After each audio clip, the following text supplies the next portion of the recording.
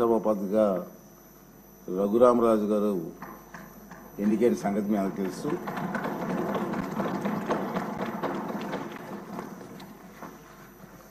రఘురామకృష్ణరాజు గారు సభాపతిగా ఏకగ్రీవంగా ఎన్నికైనందుకు నాకు మీ అందరికీ కూడా సంతోషమే. నాకు మరీ సంతోషం ఏంటంటే అతనికి మాకు చాలా సంవత్సరాలుగా కలిసి ఉన్నాం, ఫ్రెండ్లీగా. ఇప్పుడు కూడా నవ్విస్తూ ఉండే వ్యక్తి.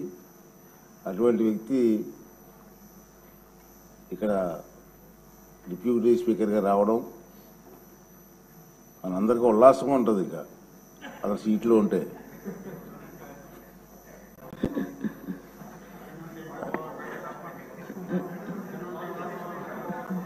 రఘురామకృష్ణరాజు గారు నాకు చిరకాల మిత్రులని చెప్పాను నేను.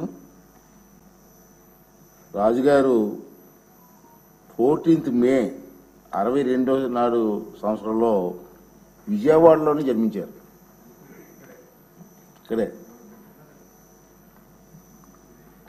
వీరు సూనారాయణ రాజు గారు అన్నపూర్ణ దంపతులకు జన్మించారు. వీరు మా విశాఖపట్నం ఆంధ్ర యూనివర్సిటీలో చదువుకున్నారు. పోస్ట్ గ్రాడ్యుయేట్ పట్టా పొందారు. అలాగే ప్రముఖ పారిశ్రామికవేత్త. మీ అందరికీ తెలిసిన విషయం, కొత్త ఏం కాదు. వేల మందికి ఉద్యోగ అవకాశాలు కూడా పారిశ్రామికవేత్తగా కల్పించిన వ్యక్తి.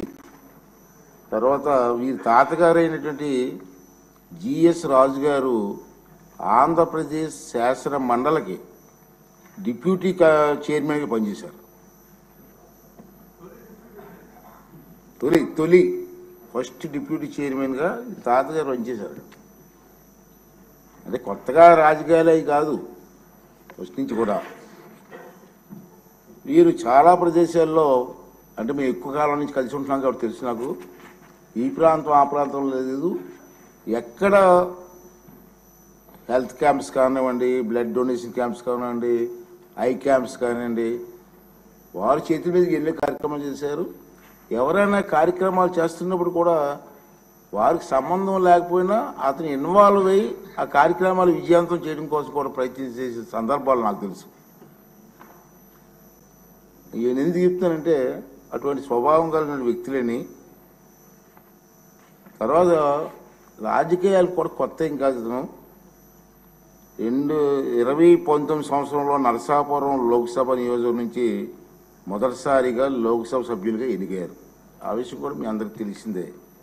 అతన్ని ప్రత్యేకంగా పరిచయం చేయవలసిన లేదు.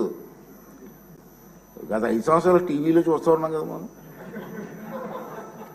ప్రత్యేకంగా పరిచయం చేయవలసిన వ్యక్తి ఏం కాదు. ఈ రాష్ట్రంలో మారుమూల గ్రామాల గురించి అడిగినా రాజుగారి గురించి చెప్పే పరిస్థితి ఉంది. అది ఏ ప్రోగ్రాం అండి? రచ్చబండ గారు. రచ్చబండ కార్యక్రమం ద్వారా బాగా ఫేమస్ అయిపోయారు అతను. తర్వాత వీరు పలు లోక్సభ స్టాండింగ్ కమిటీల్లో సభ్యులుగా ఉన్నారు. 20-24 సంవత్సరంలో వీరు ముందు శాసనసభ నియోజకవర్గం నుంచి సభ్యునిగా ఎన్నికయ్యారు. చంద్రబాబు నాయుడు గారి ఆశీస్సులతో మొన్న ఎన్నికలకు గెలవడం జరిగింది. అదేవిధంగా చెప్పాను, రచ్చబండ మరియు ఇతర కార్యక్రమాల ద్వారా సామాన్య ప్రజలకు కూడా బాగా పరిచయమైన వ్యక్తి. అటువంటి వ్యక్తి ఇక్కడ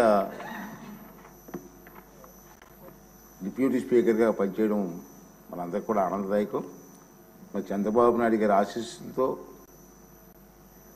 రాజుగారు ఇంకా బ్రహ్మాండంగా పనిచేసి చిరస్థాయిగా మీ పేరుండిపోయే విధంగా పనిచేసే అవకాశాన్ని భగవంతుడు మీకు ఇవ్వాలని చెప్పి మనస్ఫూర్తి కోరుకుంటూ మీకు శుభాకాంక్షలు తెలియజేస్తున్నాను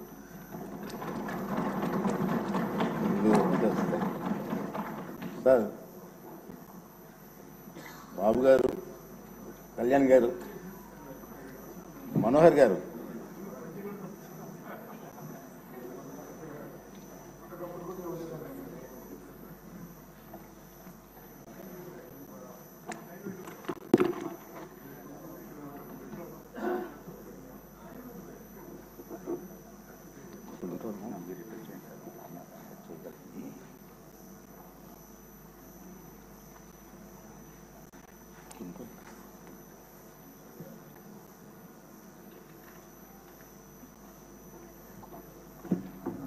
ధన్యవాదాలు.